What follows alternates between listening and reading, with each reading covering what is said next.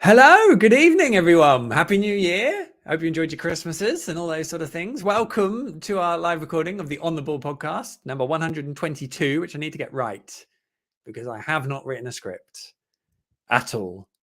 Apologies for the delay in being late. As you may have heard, you may not have heard, there was a press conference at Carrow Road this afternoon with David Wagner, that's a good start, David Wagner and Stuart Webber.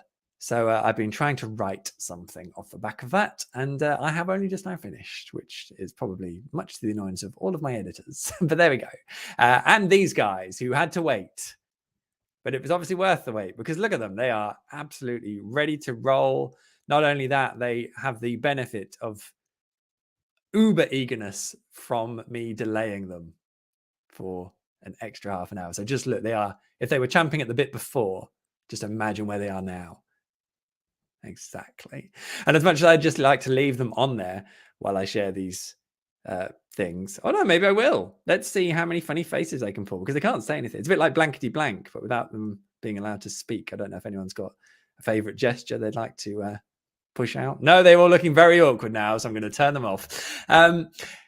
You're watching too, I hope. Maybe not many of you because we are quite late and I am actually sincerely apologetic and sincere apologize for all of that. Obviously, it's not normal circumstances, much like everything since Boxing Day. But thanks for being with us if you are still with us. If you're not, that's fine too.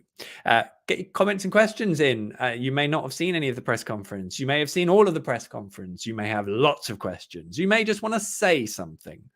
All of that is permitted, and we'll do our best to keep an eye on all of those things and share them as we go along and as best we can. But I reckon now I've looked at the 5-point agenda that I created at 11:15 this morning and have not done a script since, I reckon we crack on with the pod where we've got loads to talk about. It's the first one since December the 19th. We all know what's happened since then. So there we go. Get in touch.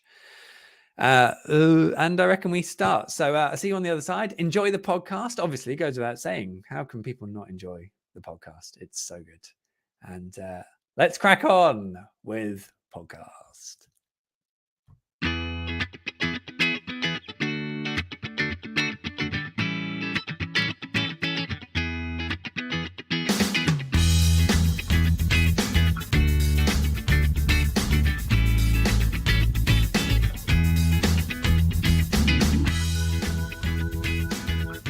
Hello all, welcome back, Happy New Year. I hope you had a wonderful Christmas and welcome to edition 122 of On the Ball, the Norwich City podcast that is ill-equipped for such a swift return after all that time off. I'm Michael Bailey, I cover the Canaries for The Athletic, and I hope this finds you safe and well in 2023.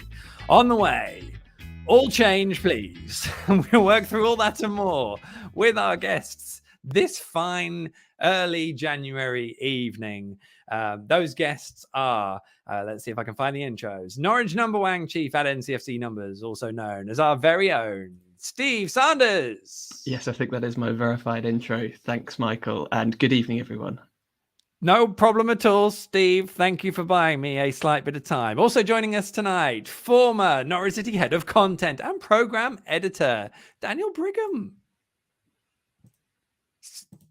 Sorry, sorry, Dan. Oh, can I? What's happened? Oh, I can't unmute you, Dan. You have to mute yourself. Okay, there we go. Good evening, Michael. Good start. Actually, probably better to say good morning because it is getting on a little bit, isn't it? Yes. It's fine. It's fine. Everyone will be listening to it later, he says. And finally, but not leastly, a true OTB original, former Norwich Marshal of the Press. Ben Mouncer. Good evening to you, Ben. Good evening, Michael. Happy New Year, everybody. Happy New Year to the world. Thanks for joining us. I hope everyone is well out there. And yes, patience as we record this live. We are slightly later than normal due to all the stuff that's gone on, which we will talk about in a bit. Steve, Happy New Year. If you could sum up your sort of past 3 weeks in a short phrase or noise, what would you go for? Yeah. Is that a good one? I was thinking the last time we did this was the day after the World Cup final.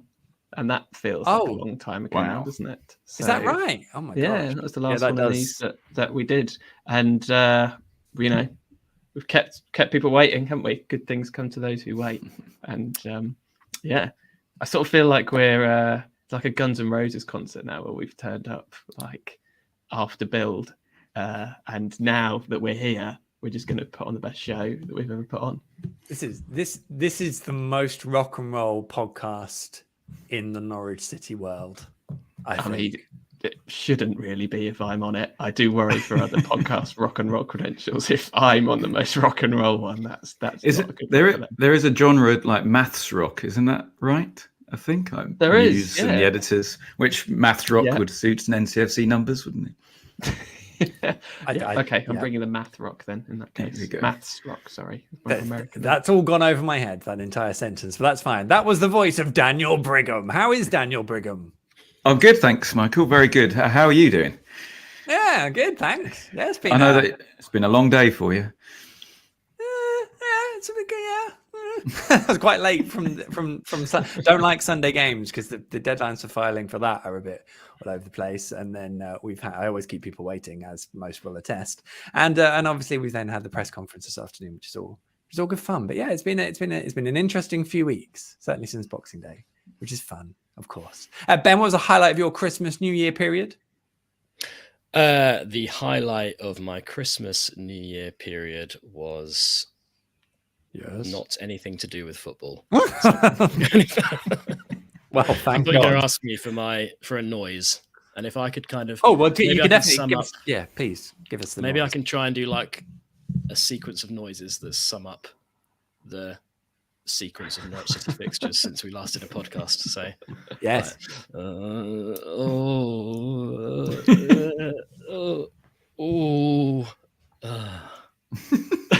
Which was also possibly one of the answers to a question I asked this afternoon, but maybe not. Brilliant work. Well, we all seem absolutely fantastically well, which is a great start, obviously, for 2023. I hope you're all well. To those of you who are listening and joining in, if you're watching live, please get your comments and questions in. We'll endeavour to pose them, ask them, query them, and digest them. Likewise, if you're listening in the future, thus back in the past, then you can still interact with us through either your own time machine, or you could send us an email to I've not got a script, it's actually really throwing me, to send that email to twitterkers, twitterkers at icloud.com. That's twitterkers, twitterkers at icloud.com with your anecdote, question, or fun stuff. Right, I think this is the perfect opportunity to crack on with this week's and potentially last 4 weeks headline act.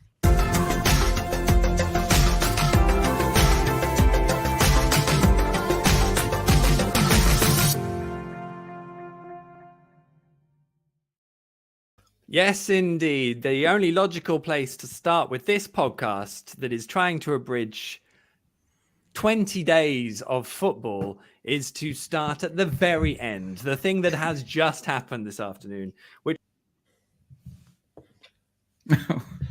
Oh no. Where's he gone? Shall we just pick this up? Let's pick this up. Oh, no, hang on. He's back. He's back. Oh my God. Wow, this is going wonderfully. Michael does have to reboot at 9:15 every evening, doesn't he? Yes. Well, I think we all know this is going well. Rock and roll, as I said. That's my motto for 2023. Rock and roll. Look forward to That's quite a editing good that motto, bit actually. later. Isn't that a good motto for a David Wagner football team? Bit of heavy metal football. Oh, Yeah. Ben, you are like the consummate professional. What was I saying before I literally cut myself off? I can't remember. Starting at the start, 20 days of start at the football. end. We're going to start at the end with a Daniel fuck. Oh, I knew I was going to do that.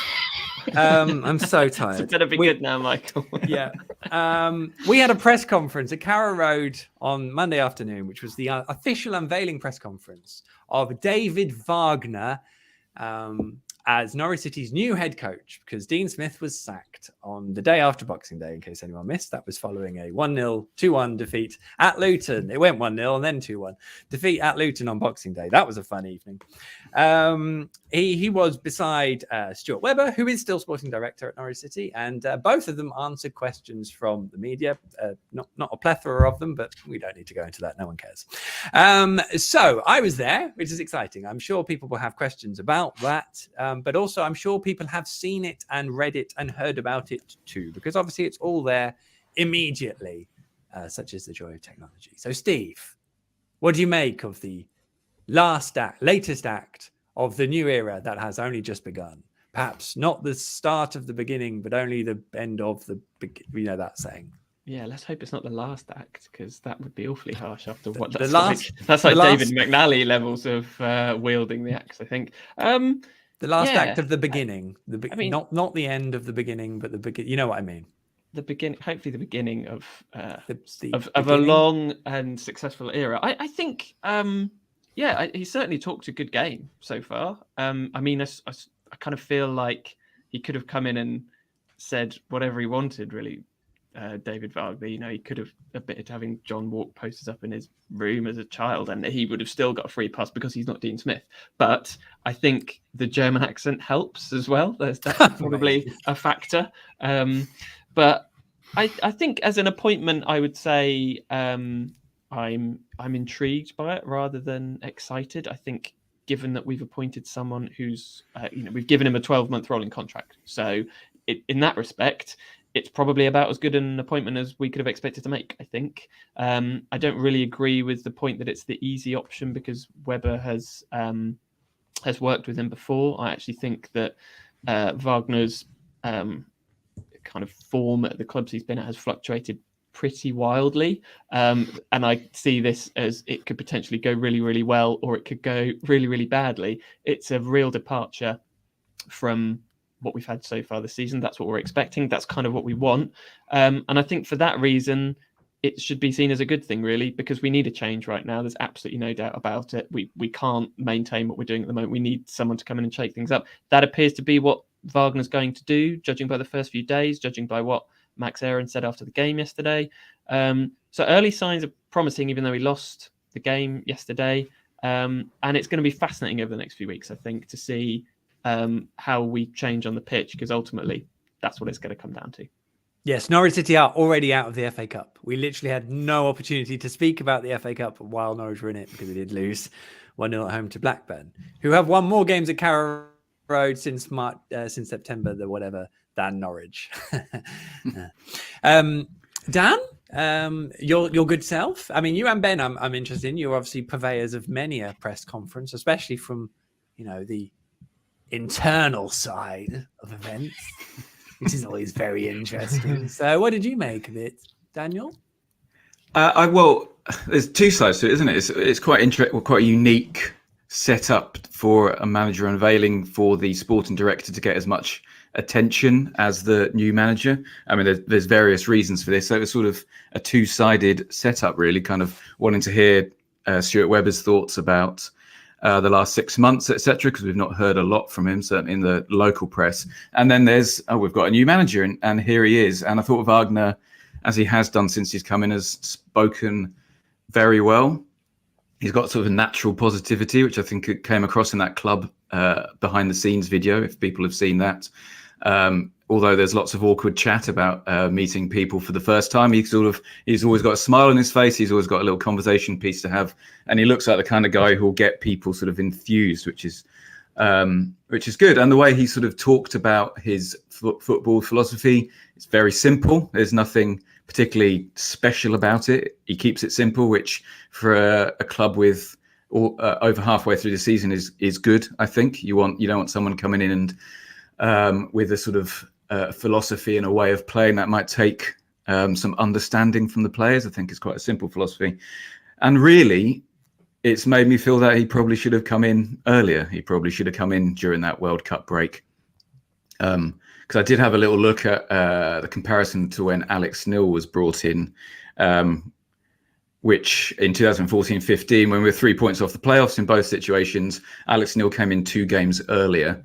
than Wagner's come in. And I just wonder at the end of the season, hopefully we won't be regretting not bringing in a manager slightly earlier than we have done. But yeah, initial impression's really good, and he does speak really well. Obviously, we'll get to hear from you, Michael, about what he's sort of like in person as well. Yes, indeed. Ask away. I mean, absolute cliche. The first time I saw him after the game on Sunday, my first thought was taller than I thought, which is the classically, but he was, and he does seem a very handsome man. He seems like he's been very well looked at. He's looked after himself very well since not being a head coach, which does happen a lot. So we'll hope there's no mass deterioration in his personal appearance or health over the. Obviously, no one would want that of anyone, but he did seem very well. Lots of buttons undone. I did also notice today, but on his shirt, that is, obviously, just to clarify. But it was an interesting dynamic, and having literally just finished a piece writing off of the press conference, even I was sort of getting to sort of 2/3, 3/4 down and thinking, this is a lot about Stuart Webber. This is, I like what David Wagner said, a lot of it, but it's all like, yeah, that's all good. We'll obviously see how it works out on the pitch. There's only so many things you can say. You're coming across really well. Adam Hurrey, obviously off of football cliches, makes a complete point of how well a manager spoke in their first press conference. Alan Russell spoke really well in his first press conference, and according to a lot of people. And I mean, did he? That is literally well, yes, because that was the perception across the social medias of that first press conference, was that he spoke well, which isn't the nature of a first press conference though. Like there's no baggage; it's a fresh voice. They can pretty much say anything because they can't be disproved against what they're saying. Really, that's the point. Has anyone ever not spoken well in their first press conference as an interim or a manager? I guess not. But anyway. And has any set of players ever not responded in a slightly more energetic and positive way to a new manager as well? I think that's it's definitely an irrefutable truth that the players need to work on their fitness when a new manager comes in. That may actually well be true this time around, but it's definitely always like, oh yeah, the fitness training is a lot better under the new guy. That will always be said. Always. And they haven't had any double sessions yet. So if they were fitter on Saturday or Sunday, that's because they literally just moved more. It wasn't because of any particular conditioning. Although to be fair, when Daniel Farke came in, there was a few of the older guys. Cameron Jerome springs to mind, who moaned in public about having to be too fit under the new regime. So there were players who rarely were not too keen on having to get fitter. I think they should have parachuted Paul Lambert's squad into that training regime just for laughs to see how they would have got on. That's a really good point, Dan, because what has happened since the stuff in Tampa, to me, if I'm honest, there was a lot of pleading with how heavy and intense everything was, but from just observing it, obviously from about 5,000 kilometers away, it just didn't look like it was. It didn't look like it was the right framework for that kind of intensity. And Dean Smith himself, when he took over the job, made a point of talking about how training was too much. It was he preferred it to be shorter, let more focus, I suppose, and less sort of hard fitness graft. Whereas, interestingly, David Wagner has specifically said he wants Norwich to be the fittest, most aggressive, most something else. Energetic. Thank you. Which is, they're all the same words. But, wants Norwich to be most of that in the Championship. I don't know how you achieve that when you're halfway through the season. It's very difficult, I expect. But there we go. Ben, I'm curious to get your thoughts on your observations of said presser. Yeah. Okay. I'll go for the presser first. I think Stuart Webber, in an ideal world, wouldn't have done this press conference, but I think if he hadn't have done it, it would have been more of a story. A new manager unveiling, you have to kind of be there. Really, that's certainly the modern day way of doing things. Even though obviously this press conference came after David Wagner had already spoken to you guys yesterday at the Blackburn game, which is quite unusual. You're right. He was at the other two unveilings, presses. And so had he not have been at this one, I would have made the point that he wasn't at it. So yes, he did kind of have to be there. Yes. But as you guys have already covered, like he, a lot of the focus was on him, quite strangely. And as always with Stuart Webber, I think some of what he said was interesting and kind of makes you think a bit. Some of it made me think about, actually. I haven't listened to the written press conference, but I have obviously followed it on social media. Some interesting kind of comments from both of them, which on the football side, which we'll go into later. But I think the main thing that I pulled from it, I listened to Webber's chat with Chris Gorham from Radio Norfolk, and I think Webber was very keen to stress that David Wagner is not going to get judged on what happens this season, which kind of went against how I viewed this appointment, actually. Obviously, the contract thing is significant, and I think they were asked about that fairly early in the press conference, right, Michael, about the 12-month rolling. First question. I don't really. Why do you think that? Must admit, I was like, I don't really. Contract is a contract to me, and it's still a year's notice period. So I don't see. So is it 12? Is it? Sorry, I was just going to say, is it like a rolling contract in a football season sense, or is he out of contract at the end of this season? Yeah, so I wonder if this is a confusion. So to me, it's a 12-month rolling contract, which means his notice period is 12 months from each day. So it's not like he gets out of contract in the summer and then opts to stay another year, which I think is how Webber's contract gets misinterpreted. It's literally like every day he is signed for another 12 months. So to me, it's a more secure contract than signing a 2-year deal, which, I mean, Dean Smith was out of contract in July 2024. So he was in the last 18 months of his contract. So and I don't really see a deal with it. Alex Neil was on the same deal, I think, when he came in, wasn't he? 12-month rolling. Yeah. It was certainly Webber's first deal, and then Webber signed a deal with a fixed term, whereas Daniel signed a 3-year and then a 4-year or whatever. So yeah.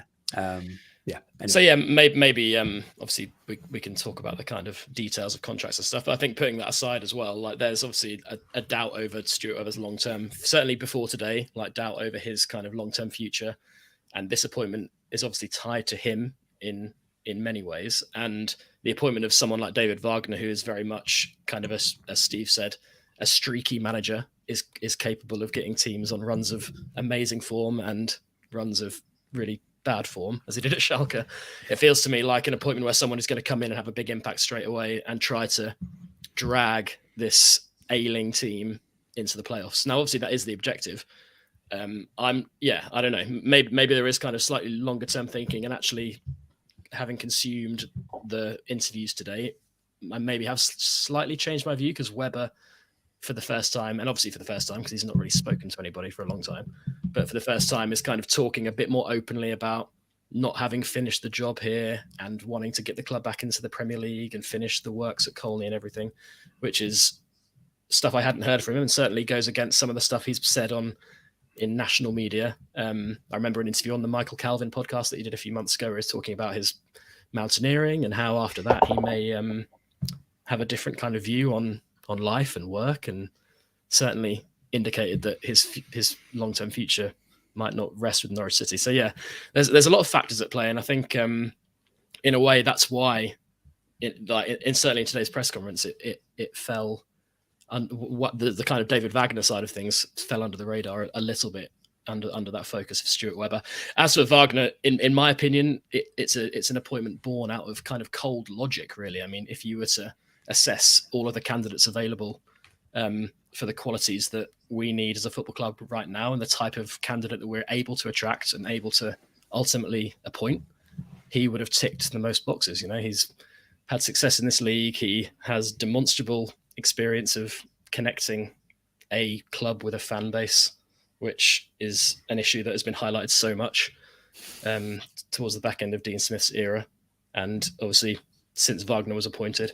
And he's a clear kind of systems manager. We know what we're going to get. He's going to have a clear identity, a clear style of play. So I think, it's a logical appointment.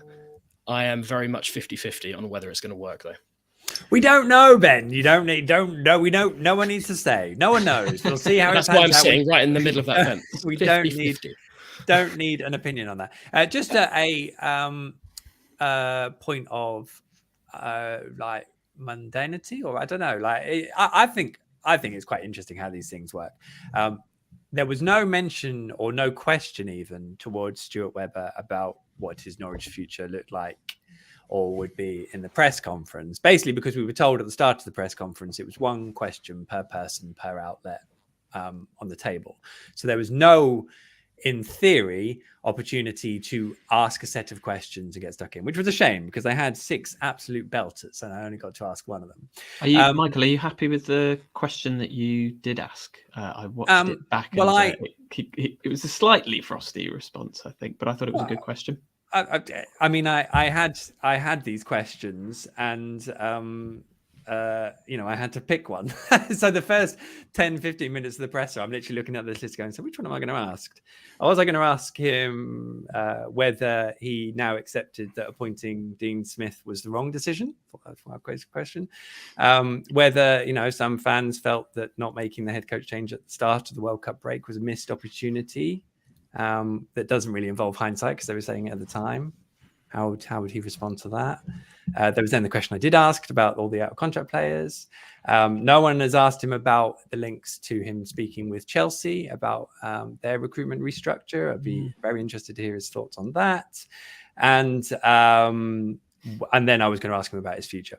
So obviously I had to basically think about one question and then ask it. A little bit frustratingly, we got, in the other a few other people did ask more than one question, which is then quite annoying. But the point is that's how that works. So it was all a bit weird, but it's a Norwich City press conference, so sometimes things are like that. Michael, can I ask you just before we go any further, what was it like in the room? What was the atmosphere like?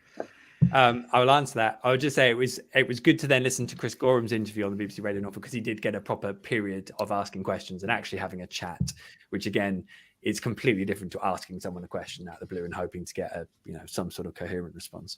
What was it like in the room? I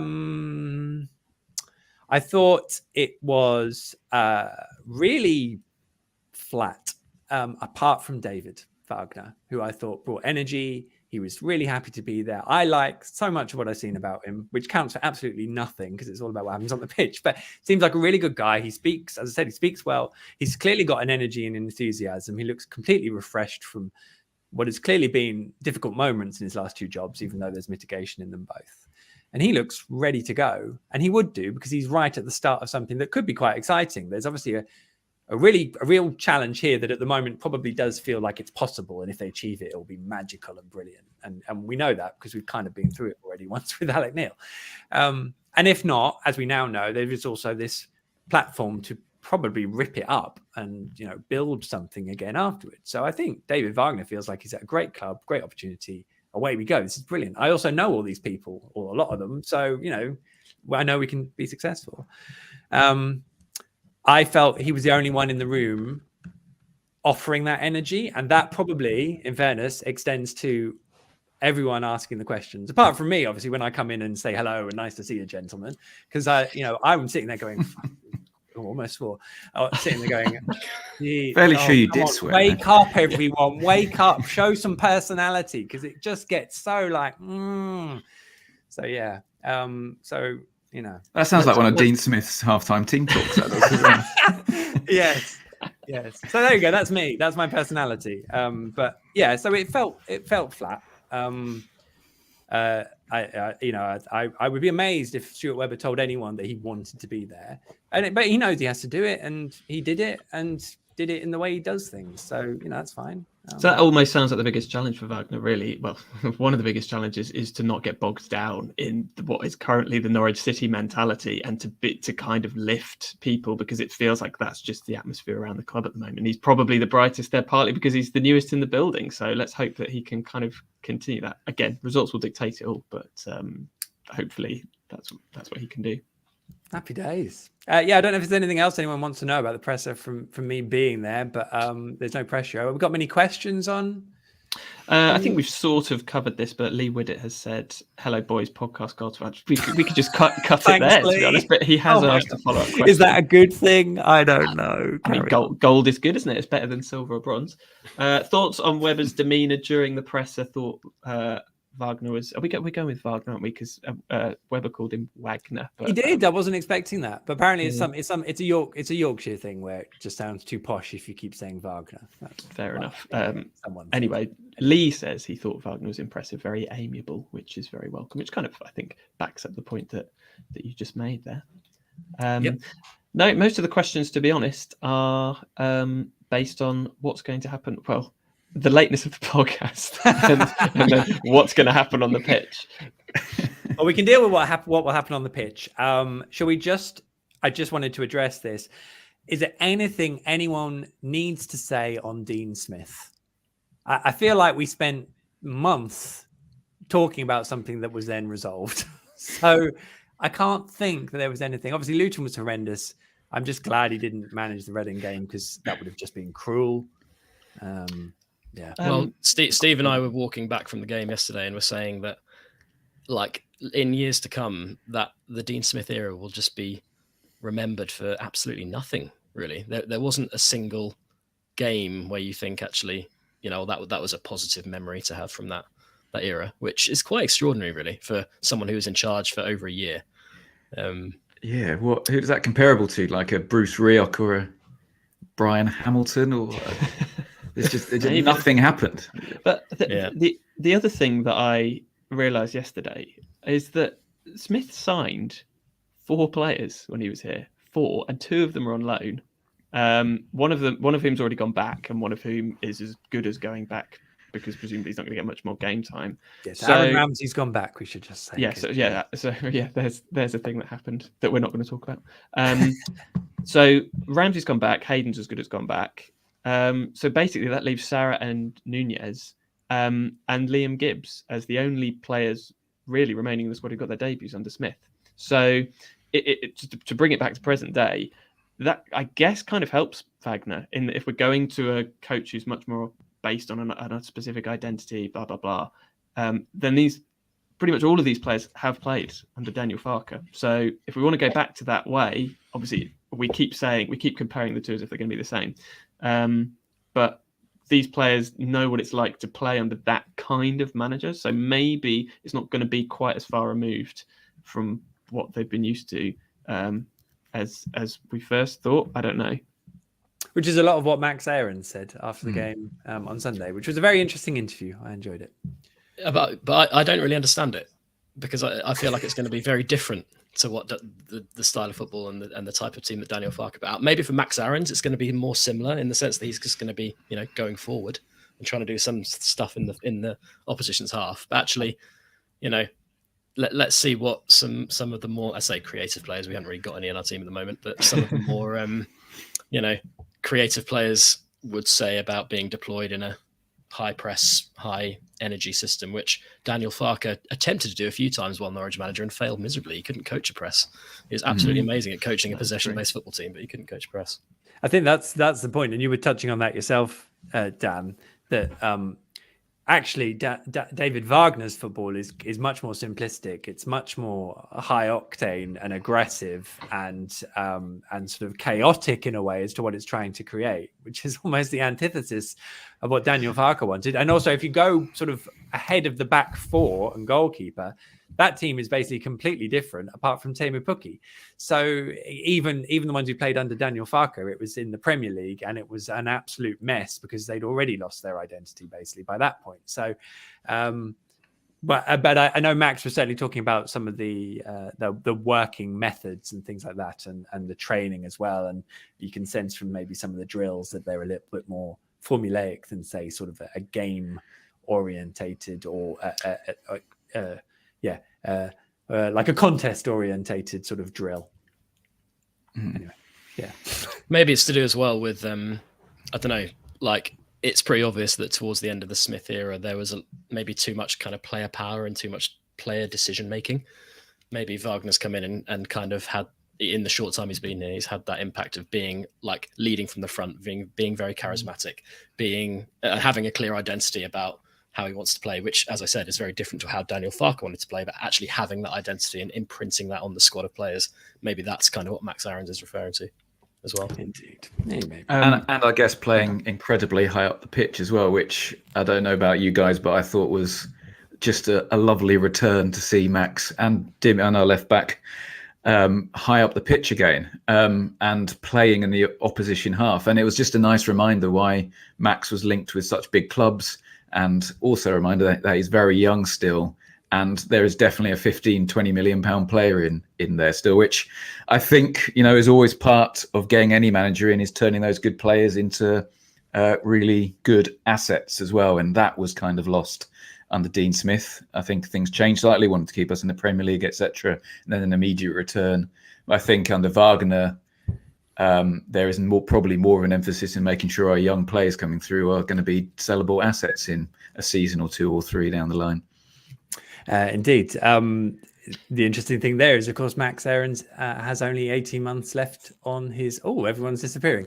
It's only me and Dan now. But yes, Max Aarons is only his contract only currently runs until July 2024. So he's only got 18 months left on his deal, which is one of a few players who might be out of contract in the by the end of next season. So we shall have to see how that all plays out. But I did ask the question. You can see the answer because Stuart Webber gave it on the press conference. So there we go.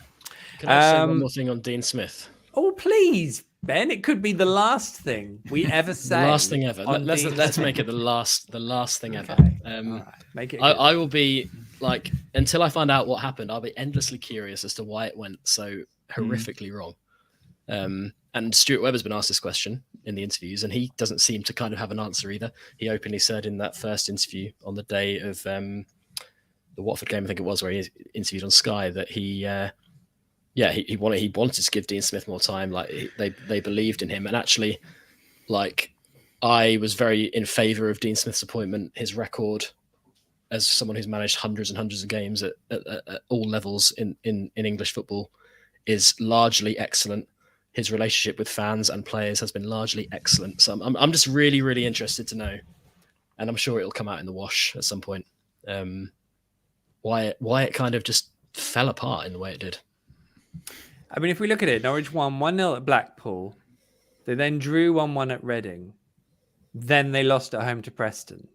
And they only won once more at Carrow Road after that.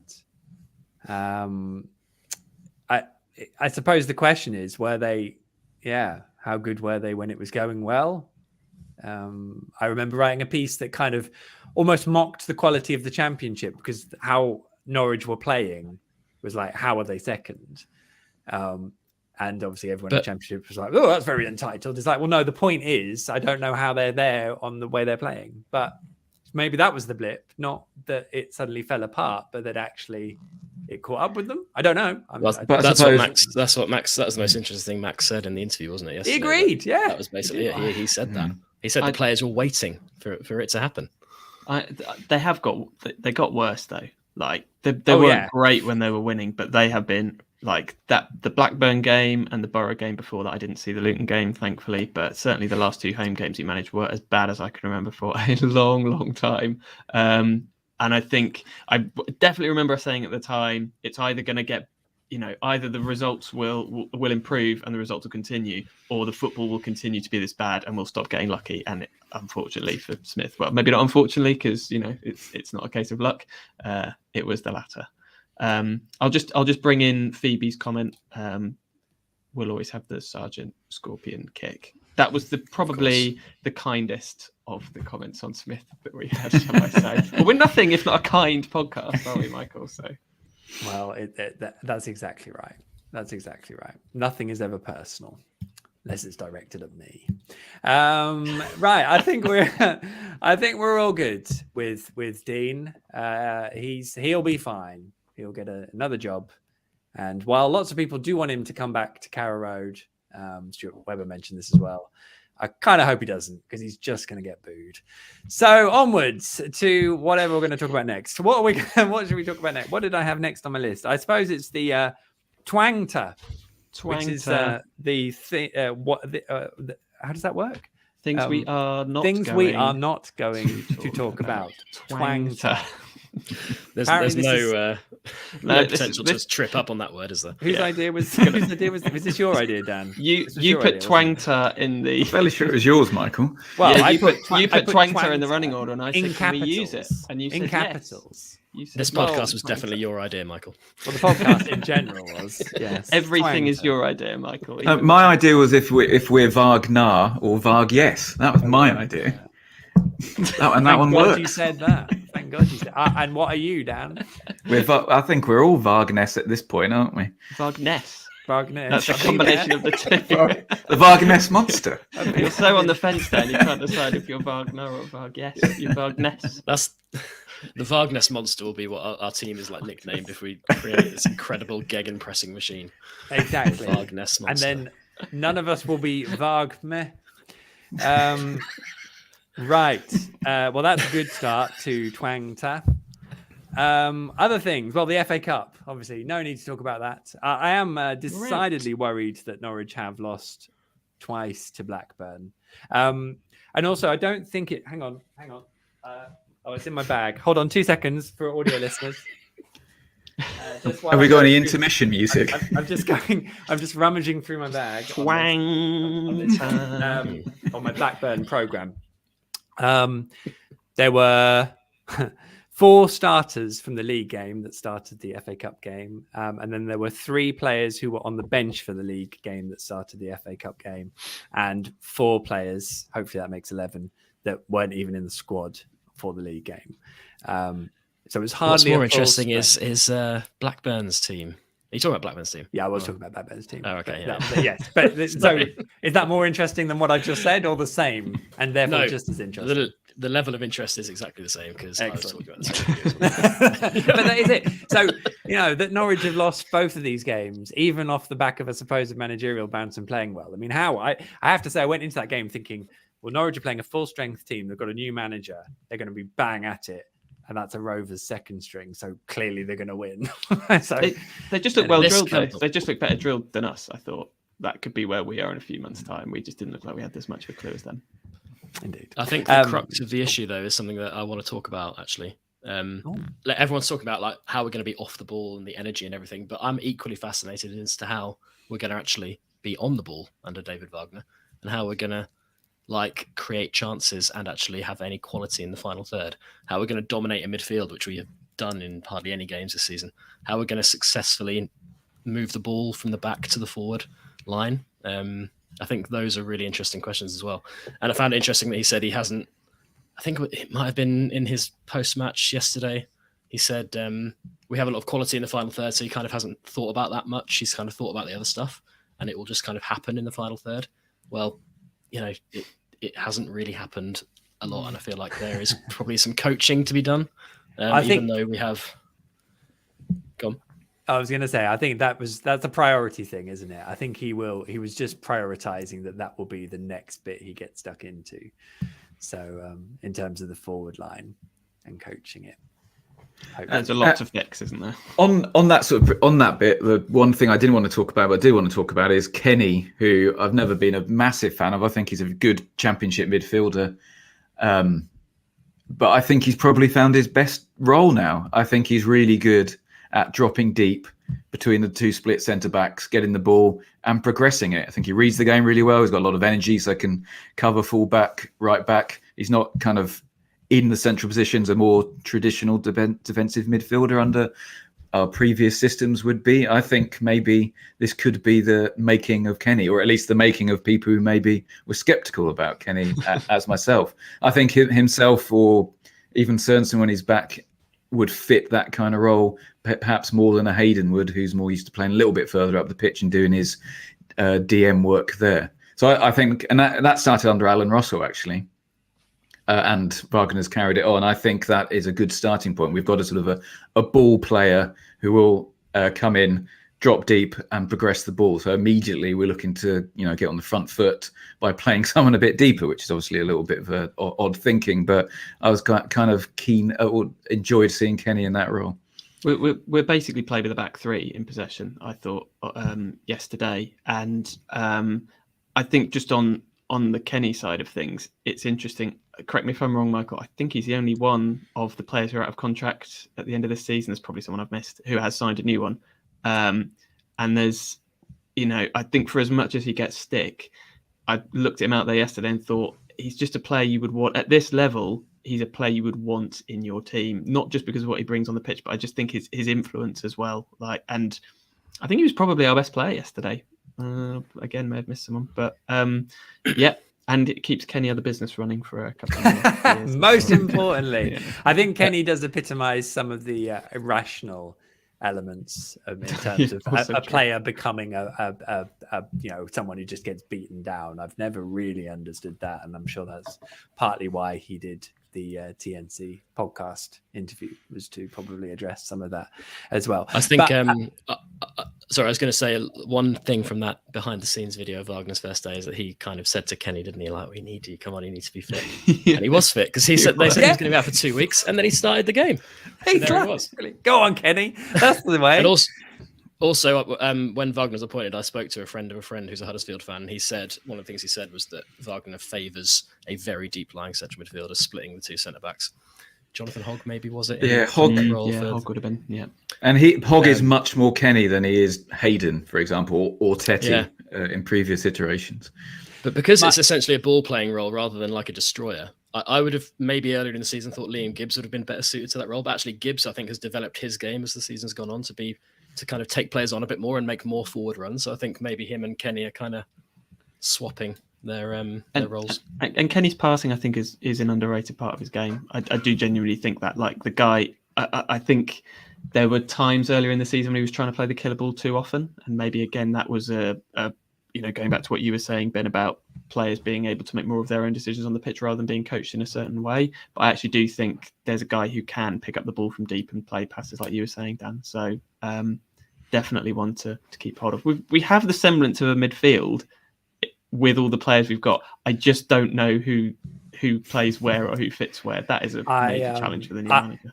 I liked quite a few bits of what I saw on Sunday, but I do worry that in 4 or 5 games' time, teams are going to know exactly how to hit the holes that are in behind Norwich. And I do think that if you're relying on Kenny to be the sort of mopping up midfielder to help protect what's left of the back line, that would be an issue. But I suppose equally in 4 or 5 games' time, maybe that press further up the pitch will be functioning as well. So there'll be less need or worry about those big holes being left behind. We'll be 4-0 up. It'll be fine. What's a goal? It doesn't matter. 4-0. 12th win on the trot. Here comes the top 2. That is the risk and reward, isn't it? I mean, Wagner's teams have always been hit in behind, but because there's 3 covering at essentially all times, you're kind of hoping that covers it, rather than sitting deep like under Smith, or rather than having 2 sitting under Farker. We'll just be, hopefully, the plan would be to just win the ball back further up the pitch and dominate further up the pitch. I think what's interesting is the role of the other central midfielders in that, because Sarah played noticeably kind of deep, I thought, against Blackburn in that kind of more withdrawn role. I think when you push the fullbacks that high, obviously the wingers, inverted commas for those listening on audio, tuck inside, you've got your striker. So maybe like all 3 midfielders are kind of have a slightly more withdrawn role when your fullbacks are pushing up so high. 100%. Interesting on the fullbacks, as I said, I think Max is going to benefit hugely, and I think we'll see some really good form from him in the second half of the season. We don't really have a left back of a good enough standard or consistency to operate in a similar way on the other flank. Ooh. And I think they mentioned in the press conference that they were looking at left back potentially, but now aren't. They did when no one was fit. Yeah, I think it has to be your new list, doesn't it? Over McCallum, I would say, given what he wants his fullbacks to do, you would certainly pick your new list. Who it has his faults, but. It was really interesting on Sunday. I thought Dimmy was very good, but tired, and also thought Sam put in the cross of the entire game in the second half when he came on. So I think you've just got 2 players that can offer really good things going forwards, and are just a bit unreliable defensively. So it's sort of quite. I would say neither of them has done that over a consistent period. Though I don't think either of them has demonstrated that they're able to perform at a high level consistently. And that is the damning statistic there from Ben. Anything else? Anyone? Tang twat. Oh. Well, there it is. Oh yes. Well, I don't know if Simon Copperwheat wants to be associated with that word, but he says, "Happy 2023, everyone. What's the podcast's views on Hanley's recent performances in terms of culpability, leadership, and captaincy?" Does anyone want to take that? I don't feel like he's been terrible, but I don't think he's been terrible at all. And I think in the Championship, if there is a centre back out there who has played more than 15 games and hasn't made a bit of a howler like he did against Blackburn at the weekend, I'll be very surprised. I think he's a very good, perhaps slightly going over his peak Championship centre back now. I think he could probably do with having this new system with Kenny sort of bringing that energy. I think the whole back line could. But I think Hanley gets a lot of unwarranted stick from the fan base because he makes some errors, but then all centre-backs do, even at Premier League level and certainly at Championship level. I don't think there's many better than him in the Championship at the moment. It's very difficult. I agree with... Oh, God, sorry. Sorry, Ben. You go. Am I going to go or you? Yeah, you go. Should I go? Okay. Yeah. I'll only swear. You go. By accident. I'm not going to try and say that like acronym. No, never doing that again. Whose idea was that? For goodness sake, carry on, Ben, please. I agree largely, Dan, with what you're saying, but that error at the weekend was awful. Like, he didn't slip. He wasn't facing the other way. He just kind of, his body shape was inside. He knew exactly what he was doing, and he just laid it really short. I don't really know what happened. It was a bizarre error. No. I mean, again, someone like Sarah playing 2 crossfield balls in successive matches, square across, one that led to a goal, one that didn't lead to a goal, luckily. At this level, players are going to do thick things. That happens all the time. And Hanley did a thick thing. Although I don't know, I've never been a goalkeeper, but should Krul not have been a little bit further out of his goal? That's a good point. I think the problem was that Mark Andy was quite high anyway. So I don't think Tim could have, because he'd have been too close to being engaged with him. But I did initially wonder that. Ultimately, Tim won't be thanking Grant for. No, I mean, it was ridiculous error. And then giving him that. So there we go. He has saved us a lot this season, I would say, Hanley, as well, with last-minute blocks and covering mistakes by Gibson and other of his defensive partners as well. There we go. I wonder if it's defenders are normally judged by their defending style sometimes more than their output. Grant Hanley's quite a last-ditch reactive defender, which he can be very good at, and that's what fans love, because that's when you sling in the last minute block and you put your body on the line, but also that's when it can go wrong and it can go in off your shin. But I mean, that doesn't explain that pass. It's this Christoph Zimmermann vibe, that isn't it? Wasn't really a very good defender, but was brilliant at recovering and winning those tackles in 18-19. How dare you say that? Legend, obviously, of Norwich City fan base. That is the perception, and that's fine. And he was back at Carrow Road. I didn't get to see him, but I literally missed him because I went inside at half time, so I didn't even see him talk. It's weird that, like, Zimmermann, I think, objectively is not as good a defender as Hanley or Gibson. I do honestly believe that he's not as good as either of those two players. And that yet, was think proven true as well. Yes, that's true. He couldn't get in the team last season. Yeah, was it really only last season he was here? Yeah, and yet you sort of feel like you'd have him back somehow, even though, like, he wouldn't make us any better. But I just, same as Stiepermann. I just miss these players, and I can't really put my finger on why. Probably just harking back to an era that's never going to come back. Bring on the Norwich 2018-19 Legends tour when they go around. Deep, you'll be 45. They're not allowed in the country now, mate, because of Brexit. They have to be. Well, we'll go to them, Ben. We'll go to them. Right. I cannot imagine there's anything else we're not going to talk about, short of January and stuff. But we could do that now, I thought, in a very short item that I'm naming some, let's talk about January or whatever. It's in fact, I haven't got a sting. The sting. Let's move on to now. We were going to just talk about January. I mean, Dean Smith had said he wanted to do some business, but it was only probably going to be one. Stuart Webber today said, we weren't really going to do any. We never do any in January. Also seemed to not be particularly interested in bringing in any loans. I thought most January action was kind of completely downplayed today, which doesn't mean it won't happen in some form.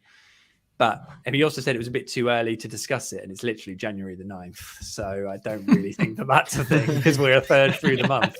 So he's normally up a mountain by don't, year, isn't he? No, Steve. Well behaved. No, come on. Do we not want to replace Ramsey though, and possibly an outgoing Todd, given that they both play in the same sort of area? And Isaac Hayden, who's gone under the knife. It's a real shame. It seems such a horrible situation in terms of football context. We obviously wish Isaac well, and he's still hoping to play a part this season if he possibly can. But essentially, you're two Aaron Ramsey was Norwich's most creative player in the first half of the season. Whatever the shortcomings or inconsistencies were, that was basically it. So he's now back at Villa and won't be playing again this year. So yeah, that's a big cog that David Wagner doesn't have. The holding midfielder that we're all desperate for still doesn't exist. So you can anyone contemplate getting to the end of January and being like, well, this is still the squad, off you go? That just doesn't do David Wagner any favors, does it?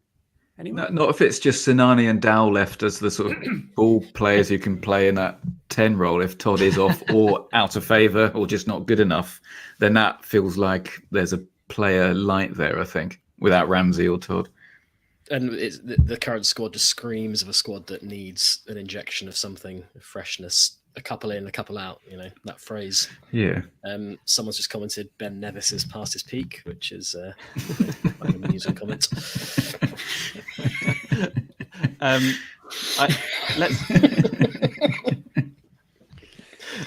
Before we get bogged down in mountain stuff.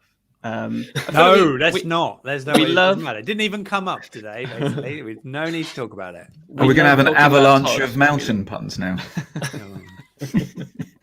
Go on. Will we ever see Cantwell in a Norwich shirt again? And where do you predict his career will go after NCFC? James M asks that question. I feel like we like talking about Todd, so we might not get another chance. I feel like we talked about this time last year as well. Exact same conversation. Yeah.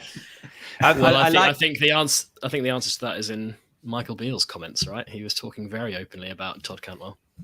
But he didn't say, I don't like talking about other teams' players, which was like the golden opportunity to have got that in. I mean, that does... I don't know. Honest answer, I do not know if that is being discussed properly or in the works. But if I was to look at it with my journalistic nose, it certainly feels like there's something in it and that it would come. Can you look at something with a nose? Yeah. Can you feel like there's something in it with your nose? I don't that the nose isn't for feeling, is it? Stop it. I'll start swearing again. With your ears. Yeah, with my smelt it with your eyes. Yeah.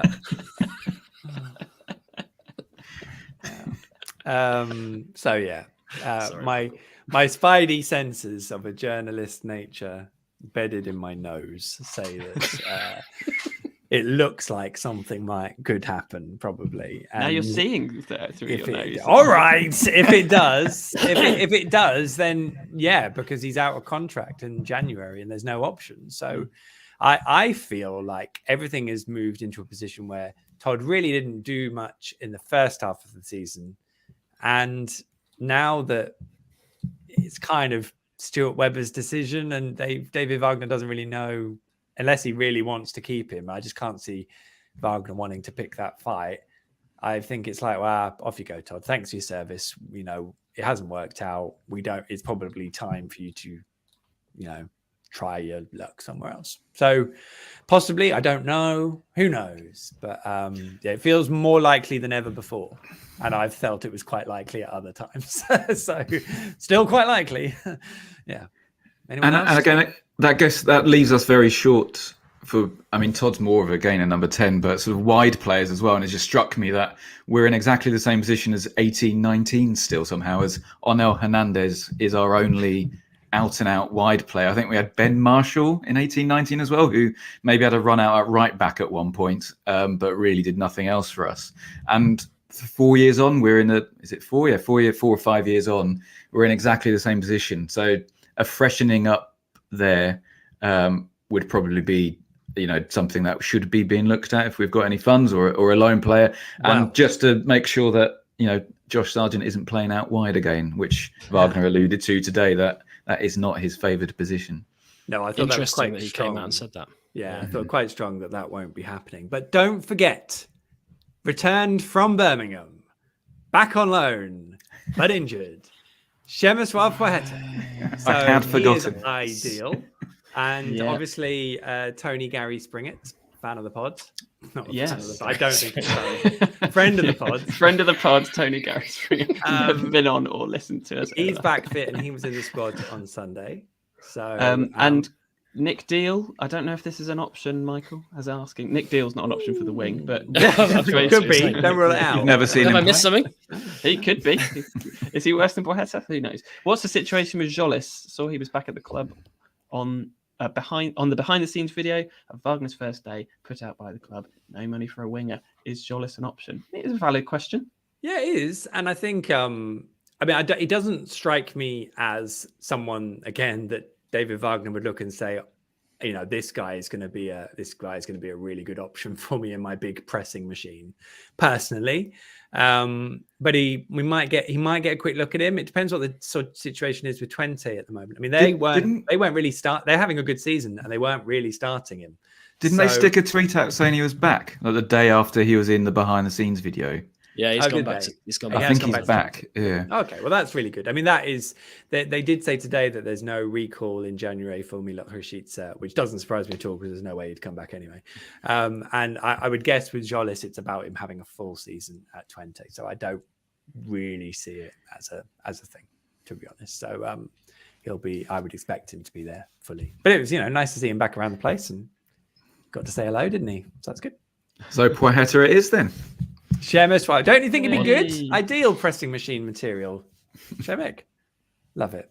I thought it was one little very quick point on that. It was interesting that Wagner said O'Neill was really good for 60 minutes, but then was tired, and he's sort of making that overall point that our players can be quite good in spells, but not for 90 minutes.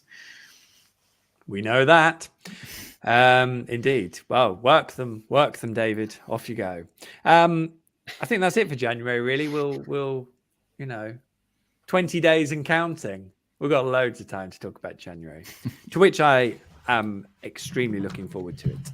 But what I do have a sting for is John Motson. Here he is. This is almost fantasy football. Yes, and the fantasy football bandwagon rolls into Deepdale on Saturday as Norwich head to Preston North End. That remarkable championship outfit that won 3-2 at Carrow Road. And as we've already ascertained tonight, began the slow descent to Dean Smith's sacking. Oh, we've said his name again. Sorry. We were never going to mention him again. You can bleep that out on the podcast record. Bleep that. And I'll leave the twankter one in. Yes. It's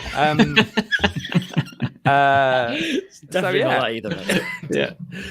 What? It's Twangter. It's Twangter. I'm practicing now, so I never do that again.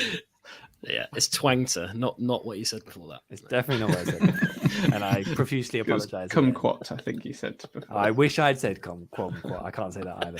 Steady. Moving on. Sorry. Before we do, we also have Rowe to come back. It says James Williams. Forgot about him. That is true. I hadn't forgotten about him. It was the fact that he's probably not going to be back until April. Okay. So I just don't think. Sorry, James. That we do have Norwich do have him to come back, just in sort of over there. But hey, playoff campaign. He might just be hitting his straps. Absolutely. Anyway, sorry to interrupt. I don't press. I mean, literally, this is it, isn't it? This is the first proper test. And Dan's going. Got to win. Huh? Dan's going. Dan, you going to the game? Yeah, the Wagner Lucian has convinced me to go. I definitely would not have gone under Dean Smith. So excited to be going. Oh, crap. Did you say Wagner Blution? He's just too memorable, isn't he? The guy. Wagner Blution. But what? Just Lucian. Look, just a little play on the word on revolution. Wagner Revolution. Wagner Lucian. That's clever, Dad. It's always good when you've got to explain it, though. It really did work. Sorry, I've got stats. Oh, wow. Ben literally treading on Steve's toes. Come on. Preston have lost their last 3 home league games. Ooh. But hadn't they scored like 1 goal all season when they came to Carrow Road? and conceded like 1 as well, hadn't they? I suppose the question is here: how much does it need to be a win on Saturday? Like, where are we at here? It's incredibly tight in the Championship, and we're all talking about these nice positive feelings that we get from someone saying nice words, and we can give them 90 minutes freebie hit in the FA Cup. But genuinely, how fragile is where everything is right now? Well, can I posit something here?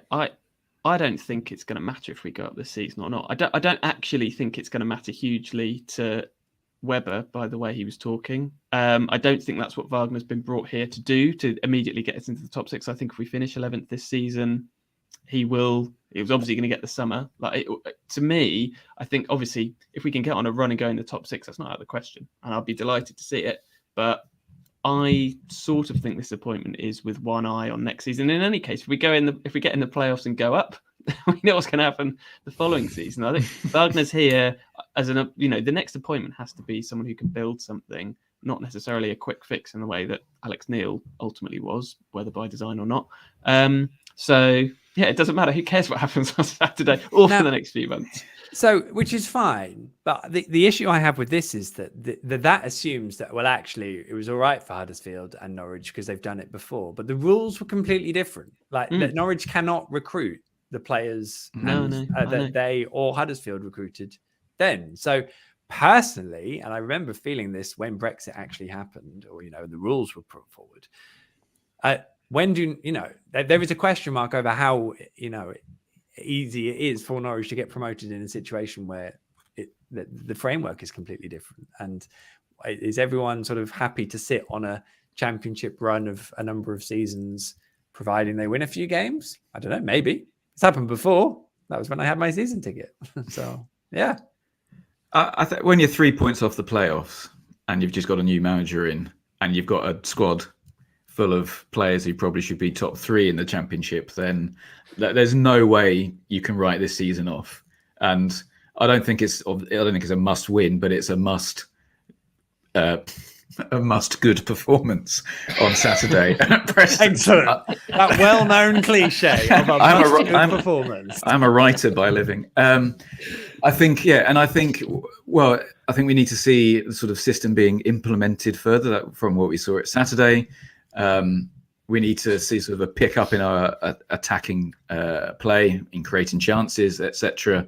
So I don't think it's quite must win yet, but we are over halfway through the season, and we don't really want to drop any sort of further than 3 or 4 or 5 points behind that playoff position. But I think he's still got 2 or 3 games until we probably get into the position where we'd probably need to get on a bit of a run now.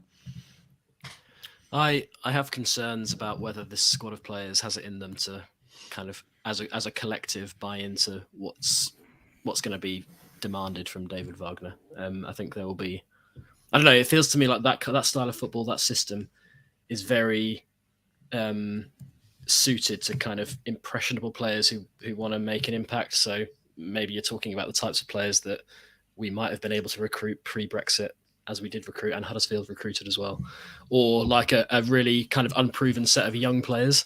We kind of have neither of those things. We've got a lot of proven players at this level, which we've lauded as a strength. But I wonder, under this kind of system, whether that actually might prove to be a weakness, and whether, like, I'm not, obviously I'm talking about a collective here. There will be certain players who will buy into it, I'm sure, and improve.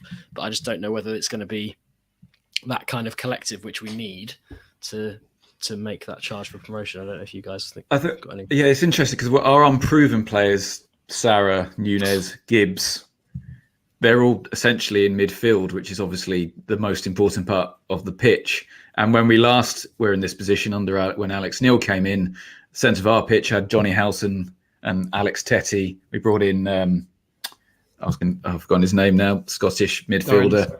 Dorrans. We brought in experience in the middle of that pitch and people who sort of, an excellent championship midfielders.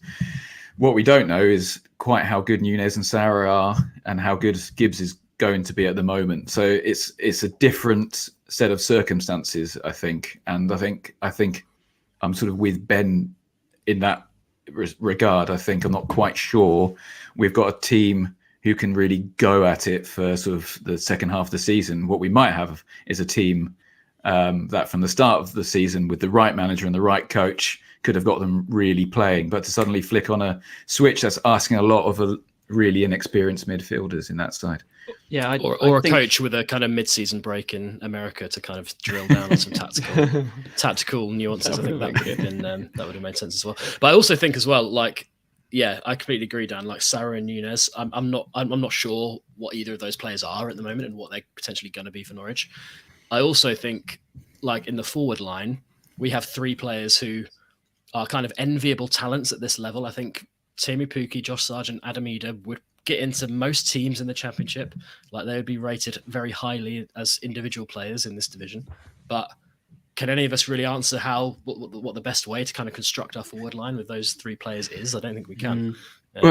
Yeah. Interestingly, that's parallels to 14-15 with Alex Neil when we had Cameron Drome, Lewis Graben, Kyle Lafferty, although I think he might have gone on loan, and Gary Hooper as well. And Alex Neil just ignored the fact there was 4 of them and initially played Lewis Graben through the middle on his own. He got injured. Cameron Drome through the middle on his own. So works out. It's not getting the best players into that team. It was getting the best team out onto that pitch. And hopefully from Wagner's comments about Sargent, he might be going down the same route rather than trying shoehorning them all in. I think. Sorry, Steve, I've cut across you 2 times. Well, I think on the Pukki question, Come on, discipline, guys, discipline. Come on now, come on. It's not good enough. You've got to be the most aggressive, most energetic, rock and roll. Yeah, this has been Dean Smith rule for too long now. This pod. I think. I feel like I'm coming out with some ridiculous hot takes tonight, but I think Pukki's days may be numbered. As hard as that is to say. What? No. Well, I mean, his contract's at the end of the. We're over an hour. No, I'm cutting you off. We're over an hour through this podcast, and yes, do I not get to finish that point? Yeah, you can finish. Go on. Well, I looking at the way that Wagner's Huddersfield team played, he had big centre forwards. And Pukki's pressing game is excellent, but I also think if you're going to have fullbacks that play wide, you're making the pitch wider, you're using that width more, and that doesn't really suit the way that we've previously played under Pukki.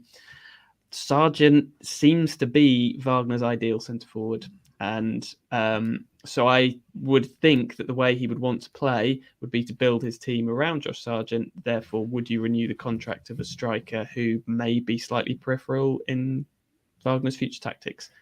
Just put it out there. I don't want to see it happen, but I think it could. I think it's a great point, and it's highly likely to happen. It would just be a shame, and I'm probably slightly sensitive because I feel like Teemu's been getting a bit of stick, which is not. I still love Teemu. He's literally the best striker. Yeah. He's the best striker in the division. One of the best strikers in the division. In the division. Either way round, if Josh starts through the middle and Pukki comes on, or if Pukki starts through the middle and Sargent comes on, if it's just one striker up there, that's a hell of a option we have. And it was like that at the start of the season as well. In fairness, Josh was starting, he was scoring, and Teemu was coming on, and then Teemu started scoring. So, yes, indeed. Well, that's good. Look forward to the must-good performance of Saturday. I think that only leaves us with look forward to Preston. We're on a sort of a weekend by weekend basis at the moment. So that's good. I think we've got all the games out of the way before the World Cup, which leaves us with Kenny Other Business. Or if anything, we've been going a long time. I can't possibly imagine there's anything else left to say. Are there any more comments, Steve? Did you see anything of interest in the comment death? Again, most of them now that are left are about the late start, but I feel like we've dealt with that. We've moved on. We've moved on. Come on, Dom says Daniel Brigham brings the banter. Right. I can only assume that was ironic. Well, who knows? We'll have to ask Dom. I think that seems like a good place to end it then. Can I ask a question? Yes, of course. Who plays in goal on Saturday against Preston? Who is Wagner's number one? Angus Gunn. Angus. Yeah, I think Angus will start. But who do you think he will start? Yeah. I would be surprised if Angus didn't start. I don't think it was a case. In fact, I did ask. I've got to try and remember now, but I think I asked David Wagner that, and he was like, "Right, I'm not going to do an impression. Why would I do an impression?" Tim don't get us cancelled, Michael. No. Again, Tim hadn't played, so that was why he played, basically, and so therefore Angus will be reinstated. I'm almost certain of come Preston all being well. Gunn's been good, hasn't he? Like, there's no reason to. Yeah, I think so. Yeah. Norwich's points per game under Angus is, I think, less than under Tim, but whether that's a causal stat or not. Does that include 17-18? Because that would be unfair. No, I don't think it goes. No. That would. Who knows? Poor old Angus. I just want him to have a good run of games where Norwich win, because 17-18 we barely did, especially at home. And since he's come in, we barely have as well. All those He He only seems deserves to play better. when we're terrible outfield, and I feel like Yeah. that can't be his fault. Well, But maybe it you is. know, causal effect. I think on that case we are done, really, aren't we? I cannot think of anything else. So that is it for another On the Ball podcast, the podcast that's managed to condense 3 weeks of football and a press conference and a sacking into 1 hour and 15 minutes. Absolute, just the height of efficiency. There is How do we keep it so tight? It's unbelievable. there is a piece. I've got to be honest. I thought what? it would go on longer than this. I thought Well, it'd be yeah. at least an hour and a half. Yeah, But we've thank made God it. I- Made it in before midnight. I'm staggered. Thank God I keep you all on a tight leash. There is a piece on Dean Smith's sacking on the Athletic. Oh, I haven't actually done a plug yet, so don't take the mic. No, Dean there's- Smith. He's come up again. There is a Yeah. sorry that's perfect. The On him. final word. He It's just- who shalt not be named. David Wagner. We can name lots, provided we don't call him Daniel, which I've only done twice in the space of 72 hours. David Wagner. There's a piece on his appointment, also on the Athletic. Give that a read and enjoy the Athletic. That's that. Yes. If you're yet to do so, make sure you subscribe to the podcast by your podcast player of choice. Pod is available free for everyone on your usual player. We stream the recording of the podcast live in video form on my social media channels on each Monday evening, but at various start times. So make sure you have a look and catch those in future if you so wish. They are huge fun. Ratings and reviews wherever prompted, always hugely appreciated. And if you want to get in touch with any questions or topic proposals, sling me a direct message on Twitter at Michael J. Bailey is the handle. I will endeavor to actually clock it and read it. As for this evening, that's reassuring, isn't it? As for this evening, a big thank you to our guests tonight. Ben, thank you so much for joining us. Happy New Year. Happy New Year, Michael. Thank you for having me. Absolutely, Stella. Dan Brigham, thanking you. Thank you, Michael. Always a pleasure. Thanks for bringing the banter. Great banter from you, It Dan. was as great. well. High banter. High class. The banter. Bantosaurus Brigham. You needed a must-good performance, and I think you delivered a must-good performance. Steve, thank you. Here's to another Mike. exciting year of Yep. numbers. Of Twangter. Long live Twangter. Well done. 2023 will be the year of Twangter, I The think. year of the twankter. Oh my god. It's like Covfefe. It's like Covfefe, isn't it? It's, like, it's the new word. Yeah, The it's Michael's- Oxford word of the year. It will. Michael's It will. Trump moment. It will stick. Thanks everyone for watching and your patience and perseverance. We'll be back next week, I assume, for another edition of the On the Ball podcast. Until then, he says, just preparing the end sting. Never mind the danger. And here's to the David Wagner era.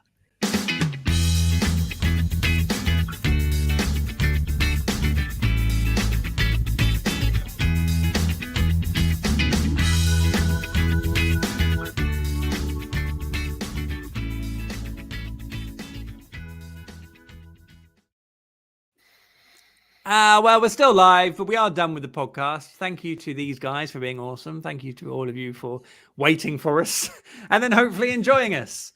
Not bad for no script. Pretty good. Few Pretty good for them. hiccups, but generally entertaining, I would say. Yeah. Yeah. I've, you need to wash your mouth out, Michael. I've written down the moment at which I need to bleep on the podcast version. Got to But all wash your you who ears want- out, your eyes out. Enjoy that. Apologies. Your nose. I'm swearing on the pod. Who knew? Yeah.